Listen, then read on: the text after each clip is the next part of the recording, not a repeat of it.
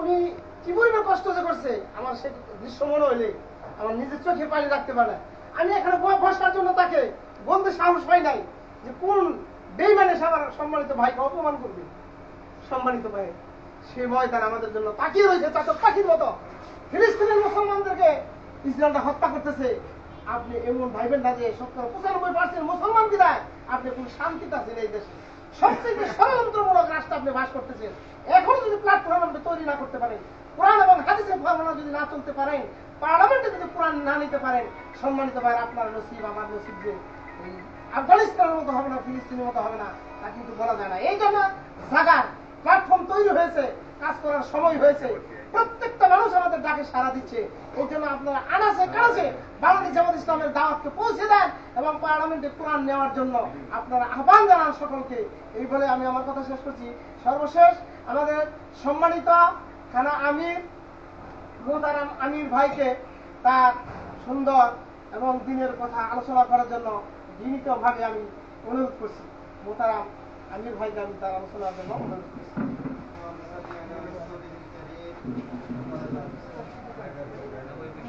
أعوذ بالله من الشيطان الرجيم بسم الله الرحمن الرحيم সম্মানিত উপস্থিতি, সম্মানিত ভাইরা,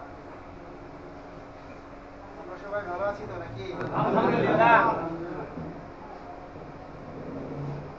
মুসলমান হিসেবে, মুমিন হিসেবে কেমন আছি আমরা সবাই? আলহামদুলিল্লাহ, খুব ভালো।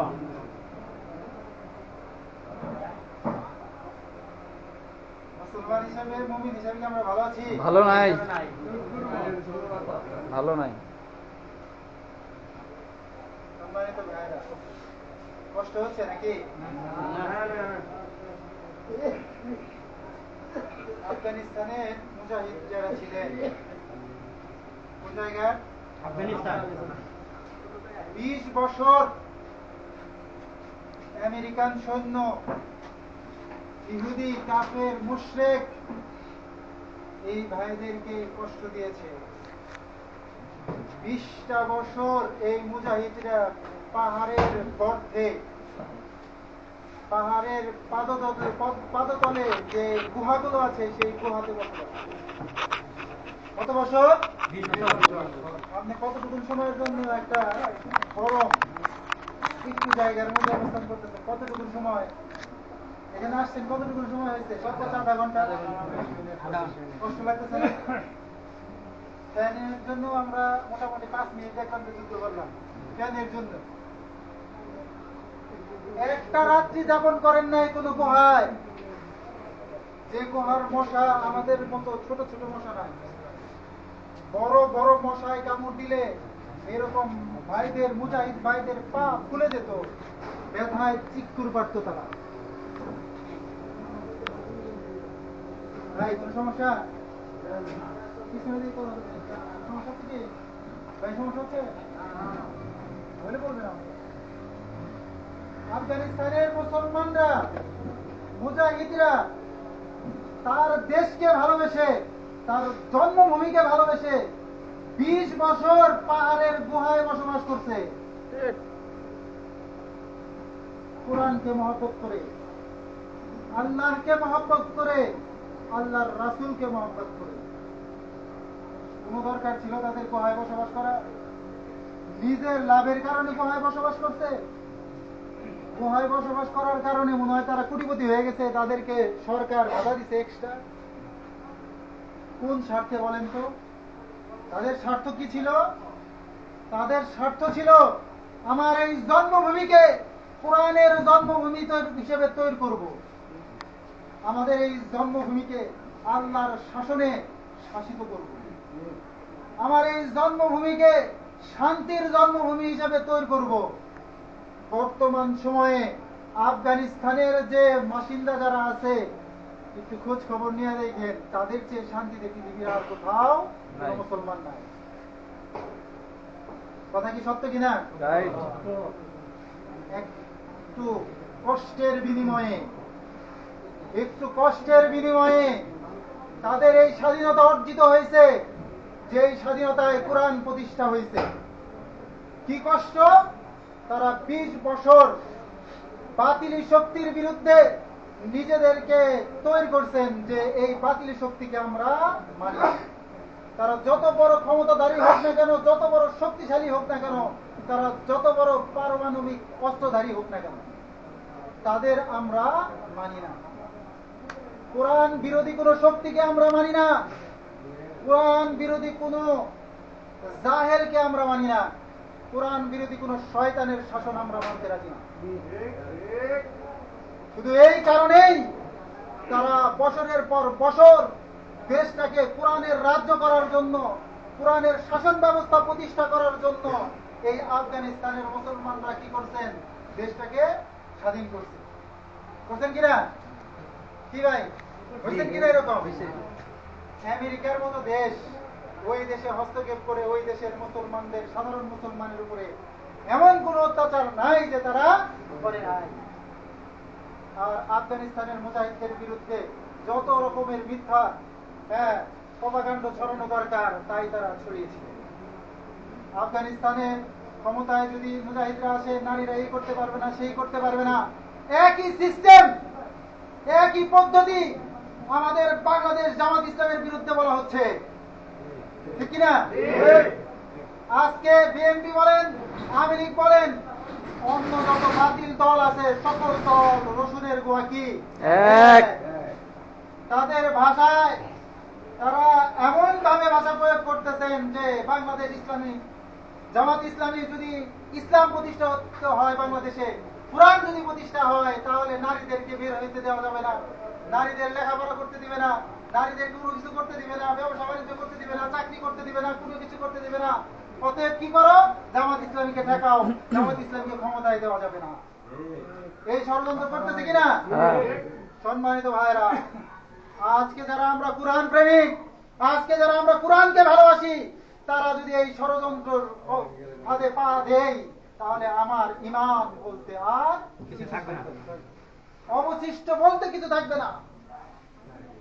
কি হবে আপনার ঈমান? আপনার ঈমান হবে কোরআনের ভাষায় বলতেছি, কোরআনের ভাষায় কোরআন ঘোষণা করতেছে। আপনার ঈমানের অবস্থান কোথায় হবে? আপনি যদি নিজেকে ঈমানদার দাবি করেন, তাহলে আপনাকে কি করতে হবে? কোরআনের শাসন ব্যবস্থা প্রতিষ্ঠা করতে হবে। যদি কোরআনের শাসন ব্যবস্থা প্রতিষ্ঠা না করেন, কোরআনের 3 জায়গায় আপনাকে বলা হয়েছে কাফের, আপনাকে বলা হয়েছে ফাসিক, আপনাকে বলা হয়েছে জালিম। এখন দ্বিতীয় কোনো অপশন নাই, আমার জানা মতে নাই।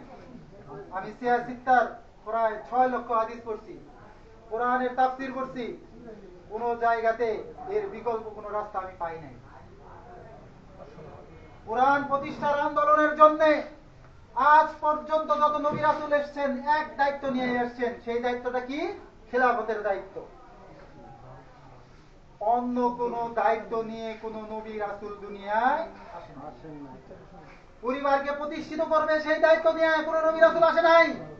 পরিবারকে তারা ধনী করবে, রাজ্য শাসন করবে, সেই রাজ্যের মালিক হবে, দেশের সরকার হবে, সেই জন্য আসে নাই। একমাত্র দায়িত্ব নিয়ে আসছেন, সেটা কি? খেলাফতের দায়িত্ব। ইনিল হুকমু ইল্লা লিল্লাহ। জমিন কার? আল্লাহ। আসমান কার? আল্লাহ। আমরা কার? আল্লাহ। হুকুম চলবে কার? আল্লাহ। এর ব্যতিক্রম যদি কেউ কোনো কিছু ঘটাইতে চায়, তার জন্য ঠিকানা হচ্ছে জাহান্নাম। কি ঠিকানা? জাহান্নাম। এর বাইরে কি কোনো কিছু আছে ভাই? আমি যে 3টা কথা বললাম, কাফের, ফাসিক, জালেম, কারা কারা বলেন তো? কোরআনের বাইরে যারা একটা কাজ করে না। কয়টা কাজ করে না? একটা কাজ করে না। শুধুমাত্র কোরআনের শাসন চায় না। এই কোরআনের শাসন না চাওয়ার কারণে সে কাফের, সে জালেম, সে ফাসিক। এখন সিদ্ধান্ত আপনার। আপনি কি কাফেরের দলে চলবেন, ফাসিকের দলে চলবেন, না জালেমের দলে চলবেন, যাদের জন্য জাহান্নাম নির্ধারিত? যদি তা না হয়ে থাকে, আপনি আপনার জায়গা থেকে যতটুকুন ক্ষমতা আছে, যতটুকুন শক্তি আছে, অতটুকুন শক্তি দিয়ে আপনাকে আগাতে হবে। আপনি এমন তো ঘটছে, নবীকে এক মহিলা খারাপ কাজের জন্য আহ্বান করতেছেন, 7টা দরজা বন্ধ। নবীর সামনে কয়টা দরজা বন্ধ? 7টা। নবী কি তার ডাকে সাড়া দিছিলেন? না। কি করছিলেন বলেন তো? দৌড় দিছিল। দরজা বন্ধ জানে, দরজা কি বন্ধ, সামনে আর যাওয়া যাবে না, রাস্তা নাই, আর কোনো বিকল্প কোনো দরজাও নাই, একটা রুম মাত্র, রুম বন্ধ, 7টা দরজা বন্ধ।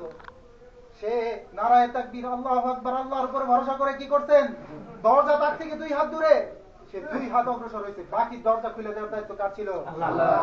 আল্লাহ দিচ্ছেন না? উদাহরণস্বরূপ পিছনে সৈন্যবাহিনী, মুসলমান দৌড়াচ্ছেন, সামনে সাগর, হয়েছে কিনা এরকম ঘটনা? ঘটছে না? পিছনের দিকে গেলেও মৃত্যু, সামনের দিকে গেলেও মৃত্যু, নিশ্চিত মৃত্যু জানার পরেও কোরআনের সৈনিক, আল্লাহর সৈনিক যারা ছিলেন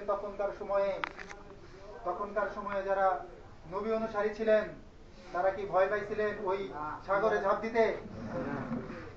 ঝাঁপ দেওয়ার দায়িত্ব ছিল আল্লাহর বান্দাদের, আল্লাহর বান্দারা ঝাঁপ দিয়েছিলেন সাগরে, পথ তৈরি করে দেওয়ার দায়িত্ব কার ছিল? দিয়েছিলেন কিনা? আল্লাহর সাহায্য পাইছিলেন কিনা আমরা? সেই আল্লাহকে আজকে নাই মনে করেন? সেই আল্লাহ কি হয়ে গেছে, দুর্বল হয়ে গেছে মনে করেন? সেই আল্লাহ সেই সময় ক্ষমতা ছিল, এখন কি ক্ষমতা নাই, এইরকম কিছু মনে করেন আপনি? সম্মানিত হাজিরিন, আজকে আমি দুর্বল, আমার ঈমানকে সবল করতে হবে, সেই ঈমানে বলিষ্ঠ হইতে হবে, যে ঈমান দিয়ে আল্লাহকে পাওয়া যায়, যে ঈমান দিয়ে আল্লাহর রাসূলকে পাওয়া যায়, যে ঈমান দিয়ে কোরআন প্রতিষ্ঠা করা যায়, সেই রকম ঈমানদার আপনাকে আমাকে হতে হবে, নাকি বলেন ভাই? যদি জান্নাত পেতে চান শুধু সালাত কায়েম করে, আরে ভাই সমাজ তো সালাত কায়েমই নাই, ব্যক্তিগত ভাবে নামাজ আদায় করেন, সালাত কি আপনারা কায়েম করছেন? বলতে পারবেন? এই যে ধর্ম জেলায় সালাত কোথাও কায়েম আছে বলতে পারবেন? আরে ভাই কোন ইমামই তো মনে করেন যে সঠিক রাস্তায় নাই, কোন মসজিদের 300 মসজিদের কোন ইমাম কি সঠিক রাস্তায় আছে বলতে পারবেন? ইমামরা যদি জিজ্ঞেস করেন ভাই তোমার ইমামতির বয়স কত, বলবে ভাই 10 বছর, 20 বছর, 25 বছর। তারপরের বার প্রশ্ন করবেন, কোরআনের আয়াত পড়ছি যে সৎ কাজে আদেশ করো, অসৎ কাজে বাধা প্রদান করো, তুমি ইমাম হিসেবে কয়টা অসৎ কাজে বাধা প্রদান করছো? একটাও খুঁজে পাবেন না। দেখেন পান কিনা কোন ইমাম? লিহাযাল ইহতিদাউল ইমাম, যে ইমামের ইহতিদা করেন আপনি, যে ইমামের অনুসরণ করেন, ওই ইমামকে দেখেন তো, যাচাই করেন তো কোরআনের মাপকাঠি দিয়া, কোরআনের পরস্পরটা যাচাই করেন, ওই ইমাম কতটুকু কোরআন মানতেছে। ইমামই কোরআন মানেন আর আপনি মুসল্লি কি করবেন? ঠিক কিনা ভাই? সম্মানিত ভাইয়েরা, আপনার ঈমানকে মজবুত করতে হবে। কিরকম মজবুত করবেন? এইরকম ভাবে মজবুত করবেন যে আপনাকে মৃত্যুবরণ করতে হইতে পারে। আপনি জন্মগ্রহণ করেছেন, আপনাকে মৃত্যু একদিন বরণ করতেই হবে, কিন্তু সেই মৃত্যুটা যেন হয় শাহাদাতের মৃত্যু। কিসের মৃত্যু ভাই? মুসলমান হিসেবে আপনার প্রথম চয়েস থাকবে শাহাদাতের মৃত্যু, নাকি? না প্রথম চয়েস থাকবো না আমি 100 বছর বাঁচব, যেমনি হোক, হ্যাঁ যেভাবেই পারি ওইভাবে আমি 100 বছর জীবন যাপন করবো, এরকম মৃত্যুবরণ চান আপনারা? আমরা কেমন মৃত্যু চাই? শাহাদাতের মৃত্যু। সম্মানিত হাজিরিন, সম্মানিত উপস্থিতি, আজকে যদি আল্লাহর বান্দা হিসেবে নিজেকে প্রতিষ্ঠিত করতে চান, নবীর উম্মত হিসেবে নিজেকে পরিচয় দিতে চান, খবরের সল জবাব ঠিক মতো দিতে চান, তাহলে আপনাকে কোরআনের পক্ষে কাজ করতে হবে। রাজি আছি সবাই? নাকি কোরআন বিরোধী কোনো কাজে আপনি শরীক হবেন? আদর্শ বাস্তবায়ন করবেন কার? আর আল্লাহর রাসূলের। আল্লাহ এবং কার? যদি আদর্শ বাস্তবায়ন করতে যান শেখ মুজিবের আদর্শ বাস্তবায়ন করতে যান, জিয়াউর রহমানের আদর্শ বাস্তবায়ন করতে যান যদি, হ্যাঁ এরশাদের, তাহলে হাসর নাসর হবে কাল কিয়ামতের ময়দানে আপনাদের ওনাদের। এখন ওনারা জান্নাতে যাবো না জাহান্নামে যাবো সেই ফয়সালা করে ওনাদের পিছনে ঘুরবেন। সেই ফয়সালা নিয়ে আপনি ওনাদের আদর্শ বাস্তবায়ন করতে চাইবেন, স্লোগান দিবেন, সবকিছু করবেন। আল্লাহ তাআলা আপনাকে দুনিয়ায় পাঠাইছেন দুনিয়ার বাদশাহী করার জন্য নয়, আল্লাহ আপনাকে দুনিয়ায় পাঠাইছেন দুনিয়ায় খেলাফত প্রতিষ্ঠা করার জন্য, আল্লাহর হুকুম বাস্তবায়ন করার জন্য, আল্লাহর পথে নিজেকে প্রতিষ্ঠিত করার জন্য। কি করার জন্য? প্রতিষ্ঠিত করার জন্য। কার পথে? বলেন, আমার কথা বুঝতে সমস্যা হয় না? আল্লাহর পথে যদি নিজেকে প্রতিষ্ঠিত না করতে পারেন, কাল কিয়ামতের ময়দানে যাই না রাখেন সবচেয়ে খারাপ অবস্থান আপনার হবে। আফসোস করতে করতে আপনার হাত চাবায় খাইয়া ফেলবেন, আপনি জানবেনও না। আপনি হাতের মধ্যে একটু কামড় লাগলে আপনি অস্থির হয়ে যান না, ব্যথা অনুভব করেন না, আর আপনি নিজের হাত নিজে খেয়ে ফেলবেন আফসোস করতে করতে, আপনি জানবেন না। সম্মানিত হাজিরিন, আমার আলোচনা একটু বুঝে থাকলে বলেন, হায়াত কি মানুষের কমে না বাড়ে? আমাদের বয়স বাড়তেছে না কমতেছে? কমতেছে না? আমাদের রিজিক কি বাড়ে না কমে? কমে। আল্লাহ কোনো চান্স দিবে আপনাকে? কোনো সুযোগ দিবে আল্লাহ আপনাকে? যদি সুযোগ নাই দিয়ে থাকে, আপনি ওয়ান টাইম জীবন, একবারই আপনি সুযোগ পাবেন। আর এই সুযোগ পায় যদি আপনি একবার ভুল করে ফেলেন, তাহলে এই ভুলে আর কোন সুযোগ আছে শুধরানোর? সম্মানিত ভাইয়েরা, যদি তাই হয়ে থাকে, এই ভুল যদি আর আমরা শুধরানোর চেষ্টা করলেও যদি সুযোগ না পেয়ে থাকি, তাহলে আর আমাদের কোনোভাবে ভুল করা যাবে না। যদি তাই হয়ে থাকে, যদি কোনো সুযোগ যদি আমরা নাই পেয়ে থাকি, তাহলে সম্মানিত ভাইয়েরা, আমাদের প্রত্যেকটা কদম খুব চিন্তা ভাবনা করে অগ্রসর করতে হবে। সর্বশেষ কথা, একটা হাদিস আপনাদের সামনে ব্যক্ত করে শেষ করব। জানি আপনারা কষ্ট পাচ্ছেন, গরমের মধ্যে কষ্ট হচ্ছে, এই হাদিসটা বলেই শেষ করে দিব। সম্মানিত উপস্থিতি, হাদিসটা এরকম, কোন মুসলমান, কোন মুমিন, কোন বান্দা, কোন শক্তিশালী, কোন দুর্বল, কোন মানুষ জান্নাতের দিকেও এক কদম অগ্রসর হইতে পারবে না, জাহান্নামের দিকেও এক কদম অগ্রসর হইতে পারবে না, 5টা কৈফিয়ত যতক্ষণ পর্যন্ত আল্লাহকে না দিতে পারে। কয়টা জবাব দিই? 5টা। নাম্বার 1, আপনার জীবন কিভাবে অতিবাহিত করছেন? কার রাস্তায় অতিবাহিত করছেন? কোরআনের পথে না শয়তানের পথে? তাগুদের পথে না সিরাতুল মুস্তাকিমের পথে, সহজ সরল রাস্তা? আপনি কোন রাস্তায় আপনার জীবন পরিচালনা করছেন? 1 নাম্বার প্রশ্ন, আপনার জীবন কোন পথে অতিবাহিত করছেন? 2 নাম্বার প্রশ্ন আপনাকে করা হবে, আপনার যৌবনকাল কোন কাজে ব্যয় করছেন?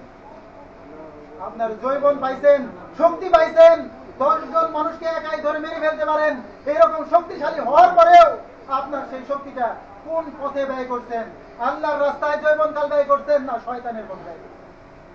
3 নাম্বার কোশ্চেন আপনাকে করা হবে, আপনি উপার্জন করছেন, কোন পথে উপার্জন করছেন? হক পথে উপার্জন করছেন, হালাল উপার্জন করছেন না হারাম উপার্জন করছেন?